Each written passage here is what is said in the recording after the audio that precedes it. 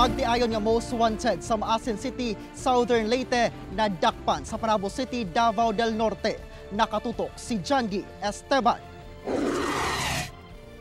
September 2017, dihang gipagula sa Maasin City, Southern Leyte, Branch 25, ang arrest warrant batok sa magtiayong Lilian ug Eli Daguman sa kasong syndicated estafa.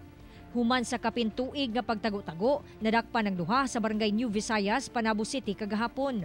Taga Davao City sila sa El Rio, Bacaca, pero diri sila nadakpan sa among area. Siguro nagtago-tago na ni diri sa barangay New Visayas. Gioperitan kagahapon, so nakuha gyud sila. Nya no bail ban recommended ni nga kaso kay syndicated estafa man. Si Lilian top 6, samtang ang banang si Eli top 7 most wanted sa Maasin City.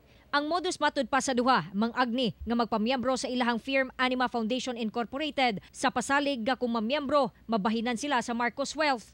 Kapin 300 pesos ang kolektahong membership fee. Matud pa sa atong mga kauban nga nagdakop dito, mga pulis na sila yung mga daghang kauban dito sa area.